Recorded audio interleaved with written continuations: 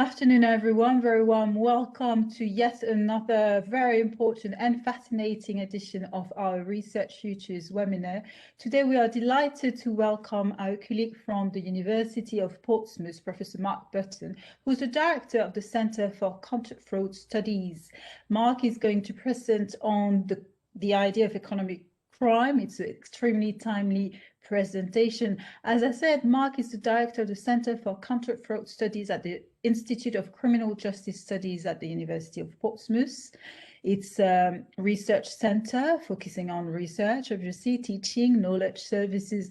Mark has had a brilliant career already, and his research interest began with private policing, with particular interest in non-state contribution to policing. He then worked on fraud and developed particular other interests in counter fraud, cyber fraud, computer misuse, victims of fraud and computer misuse, fraud measurement, private policing, security management. So as I said, all this is extremely relevant today in the environment we're all living in this pandemic in particular. So Mark, without further ado, the floor is yours. Okay, thank you very much for that introduction, Leila. I'm going to talk to you today about the growing challenge of economic crime. And I'm going to look at the police response to that. And I'm going to sort of offer some possible radical solutions, none of which I, say from the start that I'm completely wedded to. But I think we've reached the stage where we need to begin a kind of more active debate over whether the structures we have are adequate for the challenge we face.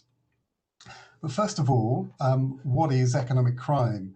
For those of us in the kind of policing world, probably most of us have a clear idea what we mean by economic crime, and most it's things like fraud, money laundering, and corruption. We're actually writing a book on this at the moment. We actually struggle to find academic definitions of economic crime. So we've had to sort of create one ourselves, and we've built that upon a number of organizational definitions that we found in this country and in other countries. And the essence of it is a very wide range of different types of crimes. So a typology of financially motivated crimes and serious wrongs perpetrated by corporations, groups, or individuals, which takes place predominantly by deception without threat or actual force, and primarily during the production, distribution, and consumption of goods and services. And here's the important bit. It commonly includes fraud, corruption, money laundering, and terrorist financing, intellectual property crime, market manipulation, tax evasion, sanctions evasion, and financially motivated cyber-dependent crimes. So things like hacking bank accounts and ransomware. So a wide range of different types of crimes. And what I'm going to show you is that these are the biggest crimes we face in society, not only in volume, but in financial costs as well. So if we look, first of all, at the crime survey for England and Wales, and this is regarded as the most accurate measure of crime, and it covers only individuals, so we must remember that it's not covering victim organisations. If we look at the last 20, 30 years, from the early 90s onwards, the blue line, you can see a gradual decline in crime. And obviously that's been hailed, the great decline in crime that we've been experiencing. But we haven't been asking questions about economic crimes, in particular fraud and computer misuse. And when those were finally added to the crime survey back in sort of 2017, 2016, you'll see the green line on the graph and the almost doubling of crime. This hidden crime that has probably grown, we don't know for certain, quite substantially over the last 10 to 15 years, was accounting for the biggest proportion of all types of crimes. And if we look at the most recent figures released a few weeks ago, we can see that of the crime survey data, almost half of crime is fraud and computer misuse. But this is only individual victims, so it's only part of the story. There are obviously organisations, and organisations are also victims. And I've only covered two aspects of economic crime. There are obviously other aspects that I've already alluded to. So if we look at organisational victims, we can look at some data here. Busman and Whirl, in their research, found 45% of companies reported having been a victim of one of 7 types of economic crime in the last 2 years. That was published back in 2006.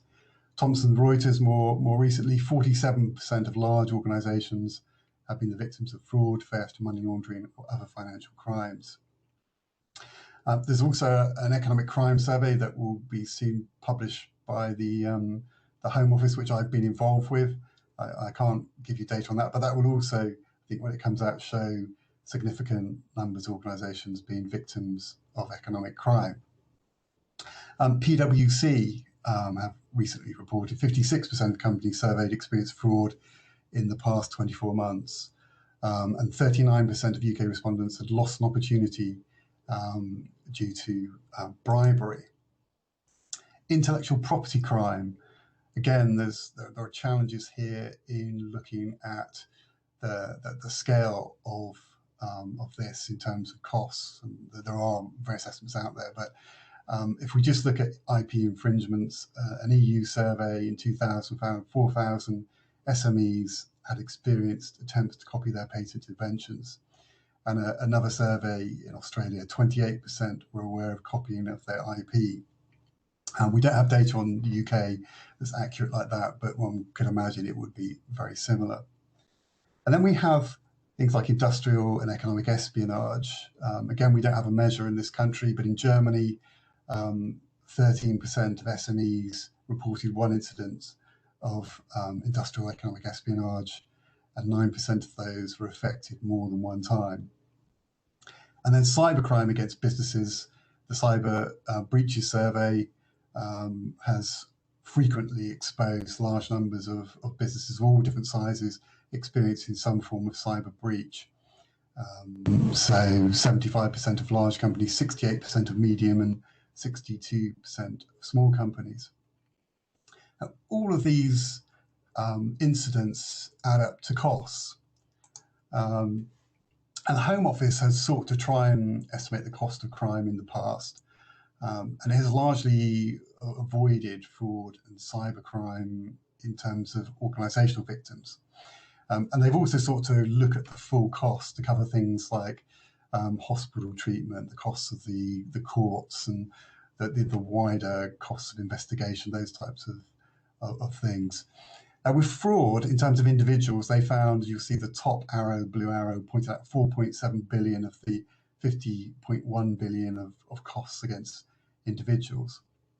On the commercial sector and organisational victims, they didn't offer fraud, but if we look at those volume crimes there, robbery, burglary, theft, arson, etc., they amounted to £8.7 billion. And I want you to kind of remember that figure when we look at the next slide, which is some of the estimates of costs of economic crime.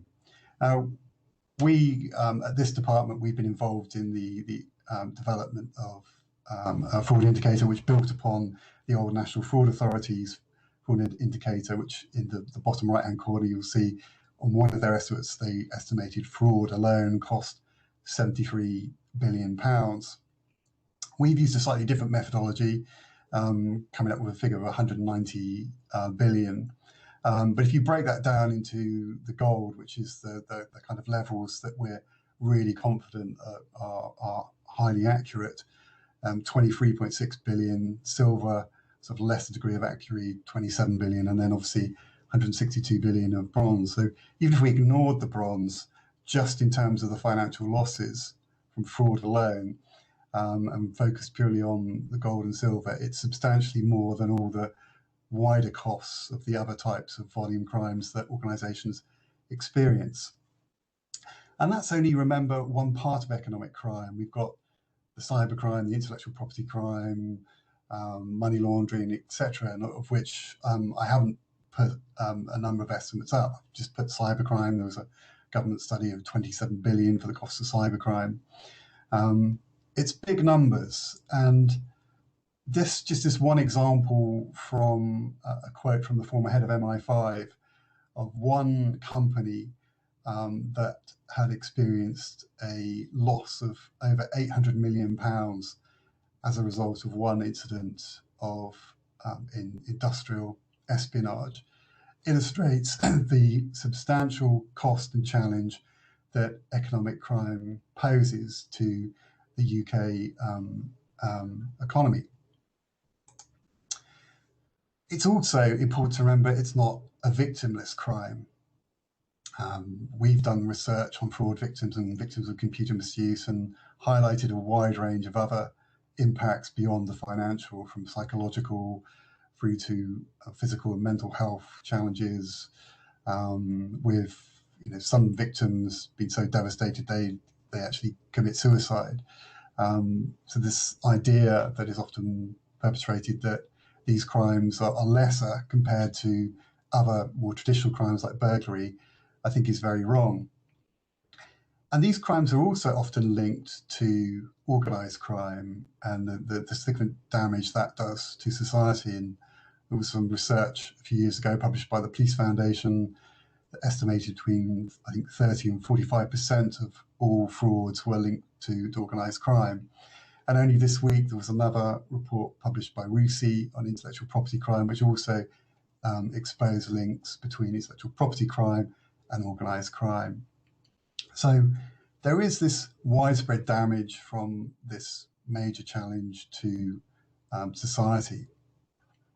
So what is the state and other aspects of the infrastructure dealing with these crimes? What are they doing, and who are they? Let's have a look at that. If we focus first of all on the state structures, we have quite a complicated mix, and I haven't put every organisation down here, but I put the most important. So first of all, we have the very important role of the City of London Police, their role in hosting action fraud and the National Fraud Intelligence Bureau, and their lead force status. We also have the police forces of England, Wales, Scotland and Northern Ireland, many of which have economic crime departments, although not all of them. We have the trading standards infrastructure within local government. So we have this kind of mixture of fragmented bodies, geographically spread, with varying responsibilities and commitments, and we'll come back to that a bit later, towards economic crime. And then at the national level, we have the National Crime Agency, which has a responsibility for dealing with organised crime and does do some work in relation to economic crime and hosts the Economic Crime Centre. It's probably a very small part of its role. And then we have the Serious Fraud Office, which also has a big role in terms of the most serious frauds and corruption cases, but generally deals with only a relatively small number of cases because they're very large and complex. And we have some regulators like the Financial Conduct Authority that obviously regulates the financial services sector, which has a key role. So we have this mix of different state organisations, which in itself perhaps poses possible challenges with all those, if you like, different tribes of policing organisations. With economic crime, it's also important to focus upon the private and hybrid policing. Now, the hybrid policing are those policing bodies within the state that don't, in sort of very short-term definition, don't look like the police.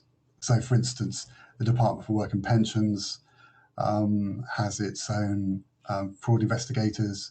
It is actually probably the biggest fraud police in the country, if you look at it in pure numbers, dealing with social security fraud. That's a hybrid policing body. And the state, in a number of areas, has these types of organisations and structures which focus upon protecting their revenues and expenditures from fraud and other related economic crimes, of which some of which are quite substantial. Similarly, many private organisations have such protection, particularly the banks and the insurers. They have quite extensive structures and individuals employed in preventative and policing type roles. Many organisations also turn to commercial providers. There are investigative firms, private investigators, forensic accountants, service providers offering data analytics, etc. And then we mustn't also forget NGOs and journalists in exposing and investigating certain types of economic crime, and particularly journalists have been quite crucial in exposing a number of corruption cases. And we've had the most recent role of the Financial Times in exposing the Wirecard scandal, which could potentially be a substantial fraud. So we have this unusual situation compared to many other types of crimes where we have this very substantial private and hybrid policing structures alongside the state. And this is perhaps an opportunity, but also a challenge that, again, we'll come back to later in this presentation. So I now want to sort of move on to kind of look at particularly the state structures of focusing upon economic crime, and in particular fraud, because fraud is, in the time I have available, the easiest one to deal with, and the one which has probably the most controversy and the most debate around. And what I'm going to show is that there aren't enough resources and priority dedicated towards that.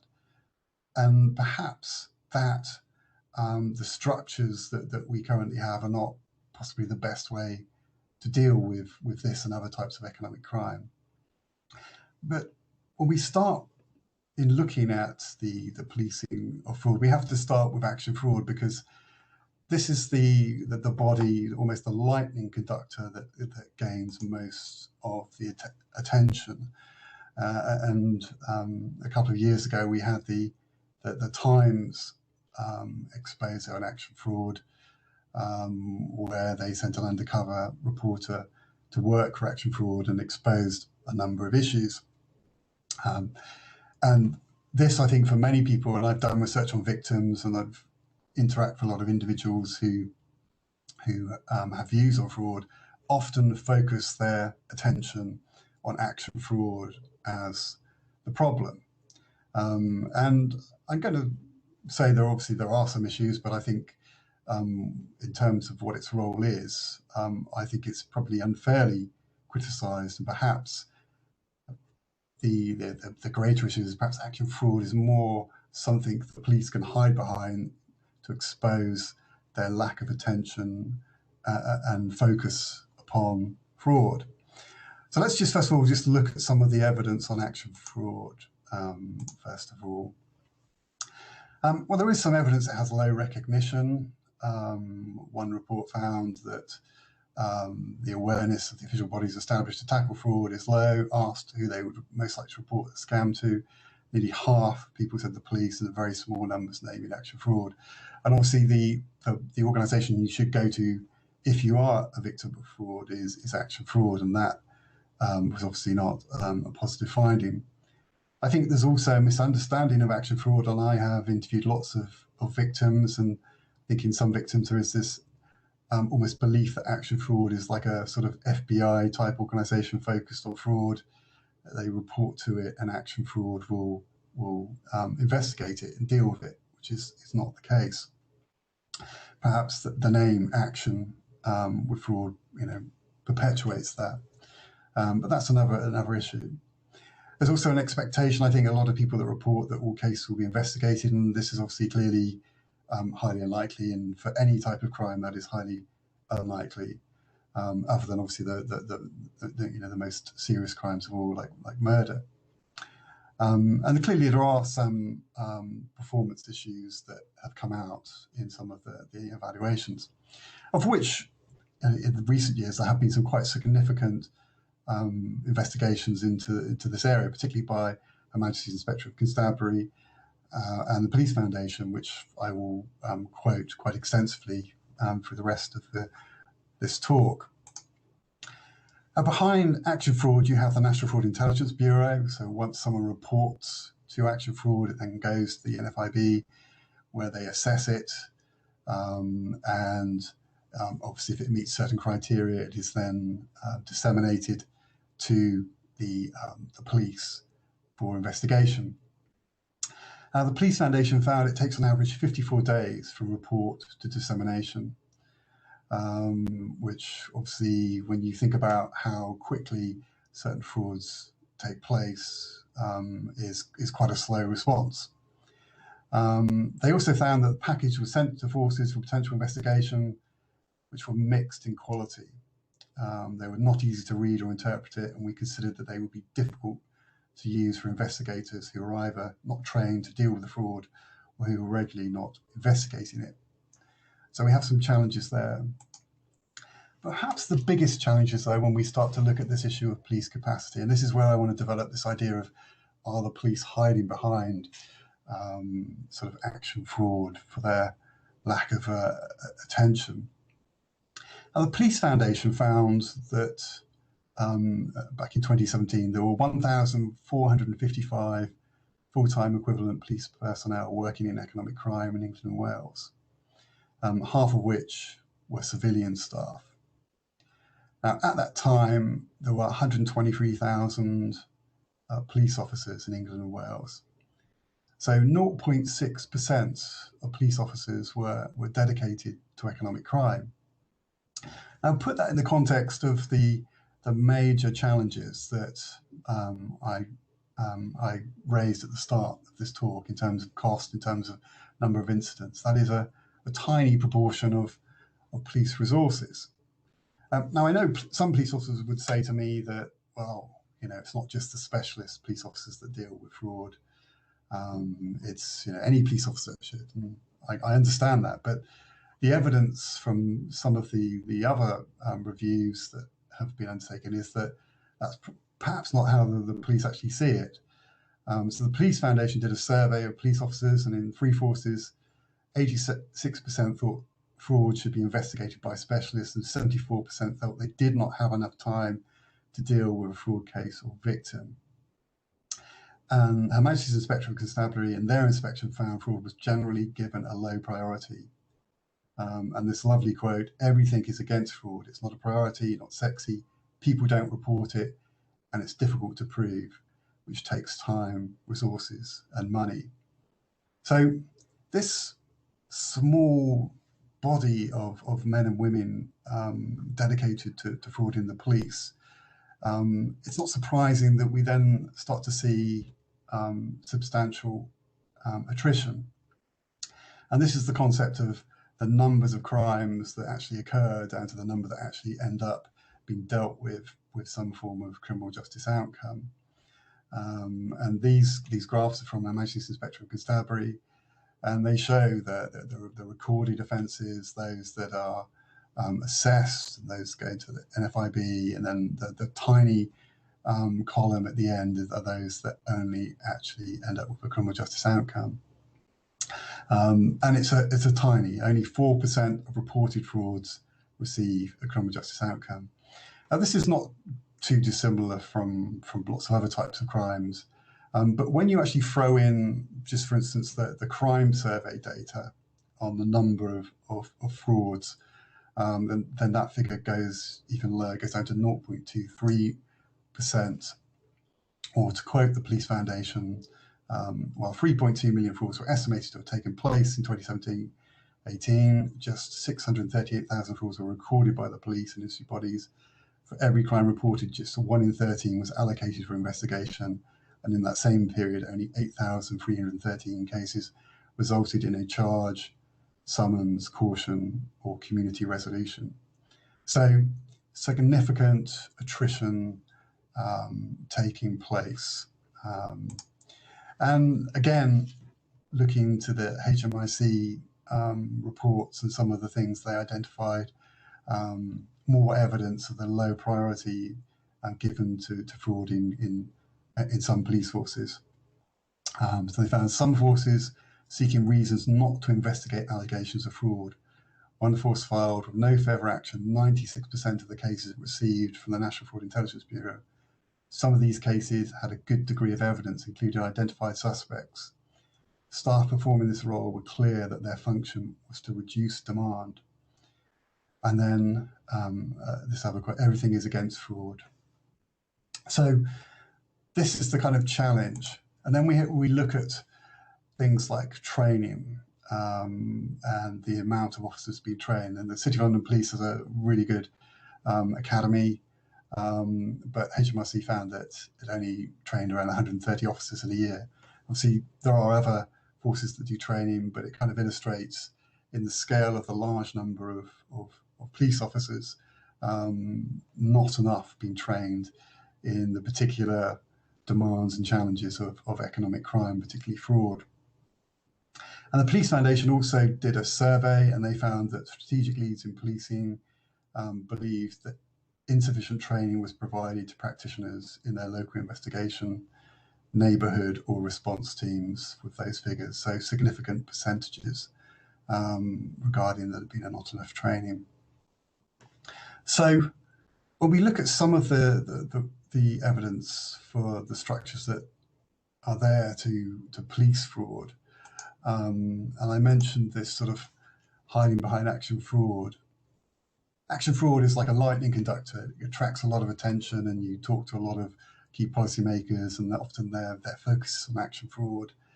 But really, is action fraud the veil that the police are hiding behind? They kind of suck up all the bad attacks, when the reality is that some police forces have something to be desired in terms of their resources and their commitment for dealing with economic crime.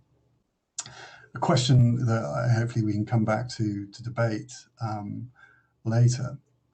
But I now want to sort of look to some of the potential challenges and issues and potential reforms and pose this question, which I like doing.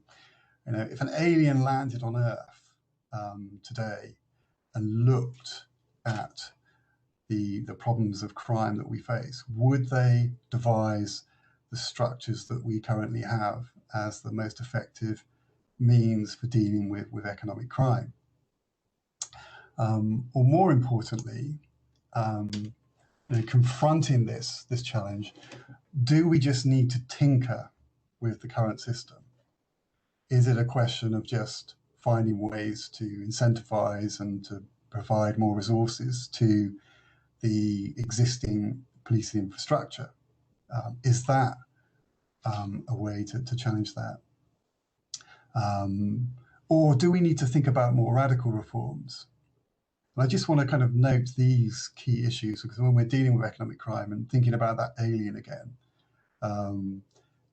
economic crime, particularly some frauds and financially motivated cyber crimes, they're high volume, rapidly changing crimes. They use some of the very latest technologies. Most importantly, they cross force borders and they cross national borders. They do extreme damage in terms of financial costs and other impacts. And we have structures that are currently designed for traditional volume crimes, where economic crime is not seen as a priority. And on top of that, we also have a type of crime where the private sector and the hybrid sector play a very significant role. So throwing all those together, does that lead us to create something completely new? Well, some thinkers, writers, think tanks are starting to pose this question and to look at more radical solutions. And probably the most prominent in recent years has been the Police Foundation. And they produced an excellent, very lengthy report on the policing of fraud. And one of their recommendations was that fraud investigation should no longer be the responsibility of local police, and all investigations should be handled by regional fraud investigation units that would exist alongside the regional organised crime units. This network of regional units should be coordinated and tasked by the City of London Police as the lead force accountable to the Home Office. So the regionalisation solution, obviously we have that already with organised crime in some respects, and we have it in terms of some of the most significant cyber crimes. So it is a model that exists, works. It will clearly, I think, bring greater capacity and focus. Regions are probably better than national in terms of being closer to communities, and some regions are particularly strong, particularly northeast, southwest, etc., where that regional identity would probably work very well. And we obviously have that regional capacity to already build upon. But obviously, such a radical proposal would also have disadvantages. Would that then lead to the local police to completely abandon fraud? Now, some people might argue they've effectively done that already, so what would the difference be? I think that's something we would need to kind of debate. Would we still have a fragmented response? Would we just be kind of reducing the fragmentation but still having challenges, particularly with the cross-border, and I mean cross-border in terms of international boundaries aspects? And would these regional bodies have enough resources? Would we not be creating just different problems if we have same limited resources but spread regionally? So some issues I think to consider there. And what about an even more radical solution of a national solution? Now, these are not sort of mad ideas for some of you who might quite possibly be shocked. The Conservative Party, in some of its last few manifestos, has raised this very issue, but in a slightly different way. They've posed the intention, although they never actually implemented, of merging the NCA aspects of the FCA and the Serious Fraud Office into a national body. So there have been some flirtations with this type of solution. But going back to looking at those state structures, those are only the sort of, if you like, the top of the cake, dealing with a very small volume of some of the most significant economic crimes. What about all the other aspects? Is there a case for bringing in some of these other bodies, perhaps even going as far as not just bringing the police capacity from police forces into some kind of national economic crime agency, but also maybe going into some of these hybrid bodies, even bringing in trading standards? I don't have the solution, and as I said at the start, I'm not wedded to any particular ideas, but I think it is a debate that we need to have, and we need to consider, because of the challenge that economic crime poses. But I do think if we look at some of the potential benefits of national solution, and obviously bearing in mind it could be a number of different combinations of different organisations, there would clearly be, I think, capacity advantages of bringing those resources together, bringing that knowledge and that expertise working together. It would, I think, bring more resources to tackling economic crime, greater expertise. But would it also create challenges in terms of accountability to local communities? Would there be a risk that such a body only focused upon the most serious types of economic crime?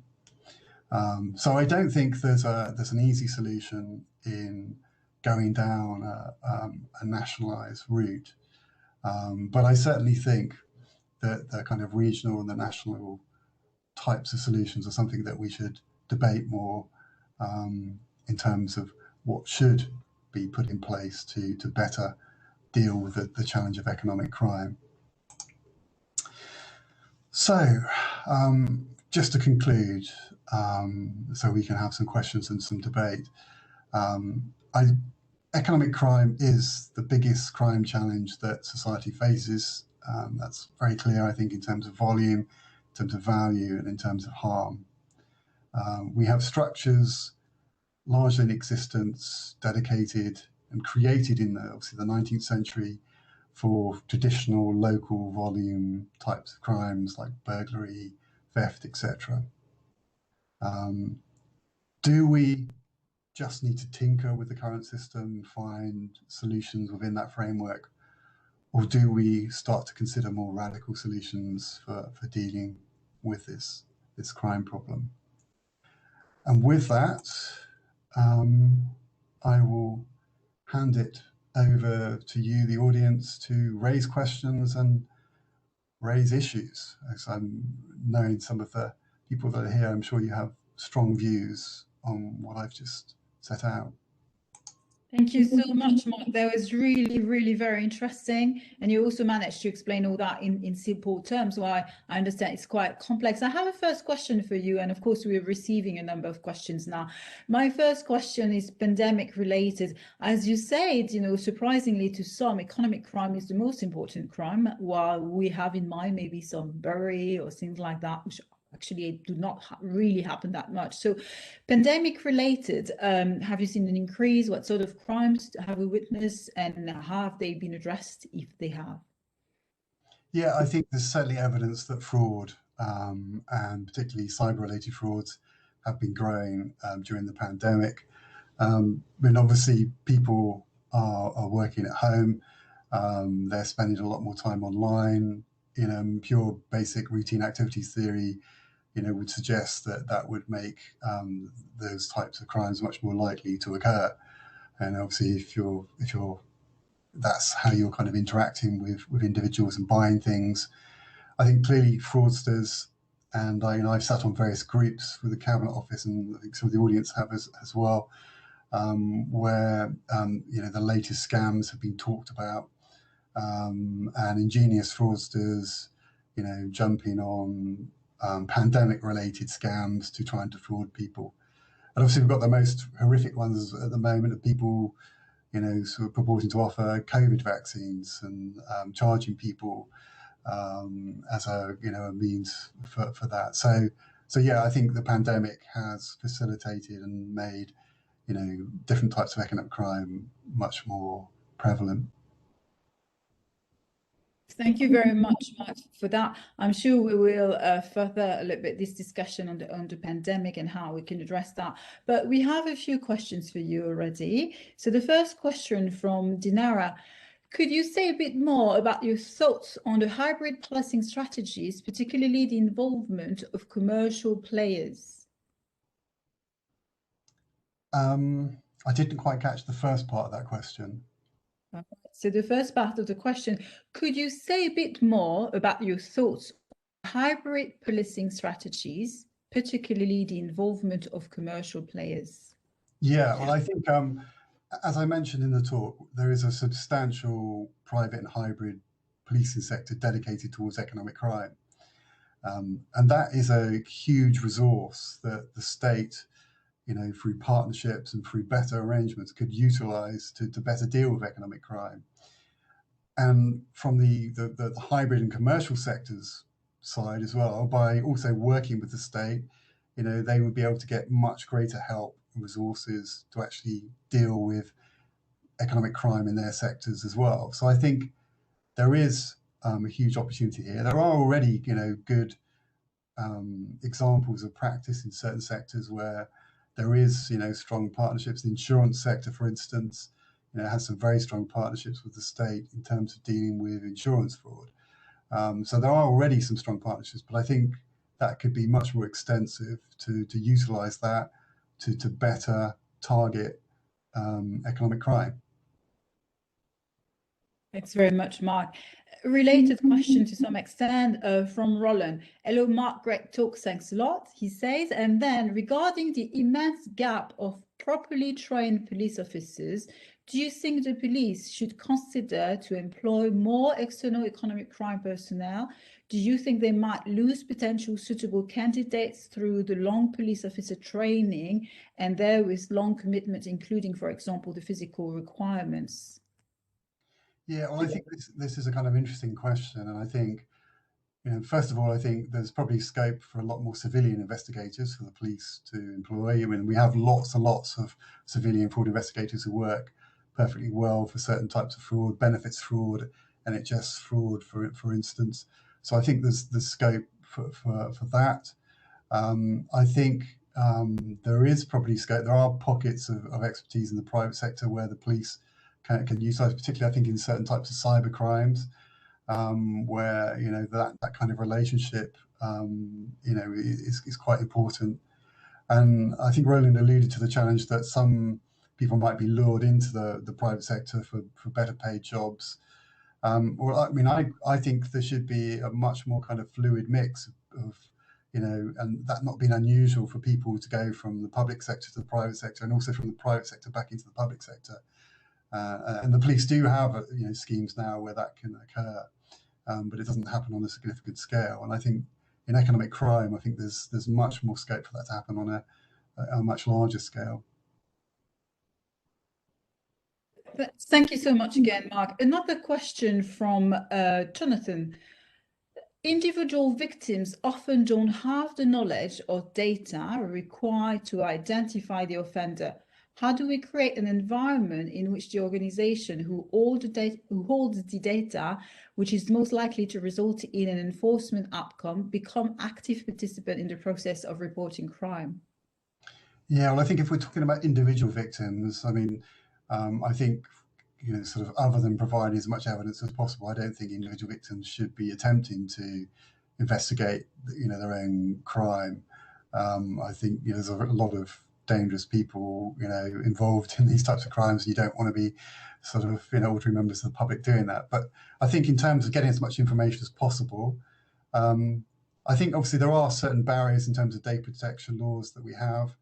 That are often used as excuses not to provide people information to help them in gaining some evidence to help in their investigation. So I think that's certainly an area that could probably be looked at. But ultimately, I think the serious investigation should be done by professionals, whether that's in a police or a kind of recognised private or hybrid policing body.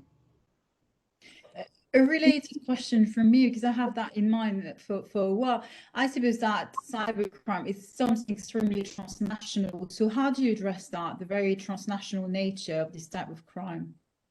Yeah, well, that's another talk in itself. I did write a speculative paper some years ago on the case for an interfraud, sort of like a bit like Interpol, but dedicated to fraud. It's a real challenge, and I think obviously we were in the European Union. Europol, did some really good work in terms of cross-border investigations. Didn't do a huge amount, but what it did do was was really good, and that kind of transnational capacity, I think, is ultimately what's required for some of the most serious cross-border frauds. And sort of how you do that, outside of the framework of transnational organisations like the EU is another challenge. But certainly, at the very least, much greater cooperation and partnership with other enforcement bodies to try and deal with that kind of problem. And are you aware of, because I must say I should be aware as a professor of international, but I don't know, of international regulation or discussion to adopt international regulation on this matter? Not well, different aspects. Obviously, there are so corruption, for instance. There's various international frameworks around that. Intellectual property crime. Yeah. Fraud is slightly different. So there are parts of economic crime. Money laundering, obviously, another example where there's strong international frameworks. Mm. There are some areas where that is very strong. But with fraud, I think there is a lack there. But I honestly don't think with fraud it's the challenge of, if you like, the definitions and the law and what is wrong. It's the capacity and the working together across borders to disrupt and catch criminals engaging in those frauds. Thanks a lot again, Mark. Another question from Rob. A lot of economic crime appears to be enabled through social media and the web browser, such as the recruitment of money mules or adverts related to fake investment. Should the large tech companies such as Google, Facebook be mandated to do more to remove some of the enablers for economic crime? I think that certainly alludes to a kind of ongoing debate on whether, with bribery and with money laundering, with legal requirement on organisations to, effectively have procedures in place to stop them or to reduce them. And I think there is this debate about whether that should be wider to economic crime and things like fraud. I think a lot of those social platforms don't do enough.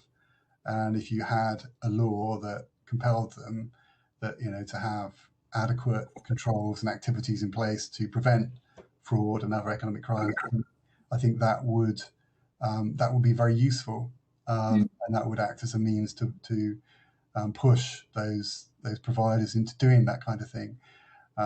Because I hear lots of anecdotal evidence of fraudsters operating on social media and them not being closed down. And it's not just social media, it's websites as well. It's a whole wide range of areas. So I think that stick and is probably is required. Thank you very much. But I suppose that we get back to the discussion we just had on transnational elements. How do you regulate that locally, nationally, etc.? Yeah, I mean, how do you regulate it? It is, it's a challenge. But I think obviously corruption is something that there is a lot of debate over what it actually is. I think with fraud, that debate is much less. So certain types of economic crime, I think it is easier to get agreement on definitions. And then once you've got those definitions, then I think those kinds of international actions and standards are much easier. But it's working across borders is never going to be easy. It's always a challenge. Thanks again, Mark. Another question from a colleague, Prof. Umut Turksen. Not all fraud allows us to identify a finite number of victims, tax victim, for example. As a result, arguably, the sanctions are lenient. What do you think about the idea of assessing damage, seriousness of tax crimes, and identify victims by employing competition law principle? For example, in a cafe, a high street is in a cafe in a high street is evading tax. It is gaining unfair advantage over the cafe, thus distorting competition. Consequently, the damage can include, in addition to the amount of evaded and owned tax, actual and or potential loss to the relevant victim business. I'm toying with the idea and would like to hear Mark's opinion. Yeah, that's a very. It's not something I've actually given much thought to, but I can see that there would be a case. And clearly that kind of business is doing, serious damage to its competitors. And the fact that that's not taken into account, it clearly is an issue. So I would certainly be sympathetic to it. I mean, I think generally that, a lot of economic crimes, particularly in this country, are not punished as harshly as they should be. And particularly some of those forces that target some of the most vulnerable. So I think I certainly think there's potential in what they've raised. So perhaps if they drop me a line, we can have a more detailed discussion about it, and I'll think about it a bit more. Related question from me, Mark, and again, it's a very sort of naive question in a way. From the data you have, do you think the biggest economic crimes come from big corporation, or it's rather, as in this example, a cafe somewhere, small enterprise? Yeah, well, obviously, in my discipline, criminology, there is a great deal of focus on white collar crime, and the focus there is the crime of the corporations, against other corporations and against us as citizens. And I do think that is a large problem. But there's just a bigger problem with, organized criminals, individuals, employees, members of the public, engaging in economic crime as well. So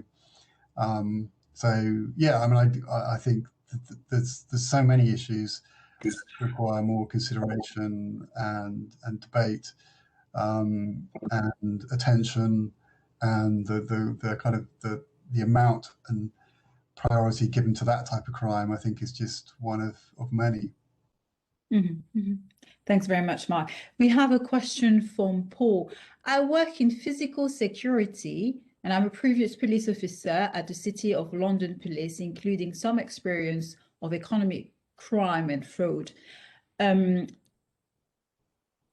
Martin's Law, the Protect Duty campaign for the mother of a victim of the Manchester Arena attack for counterterrorism in public space, is it out for consultation, which placed the onus on the organization to protect people? It has always struck me there is little cohesive or legislative duty for private and public organizations to work together or work to set standards to prevent economic crime.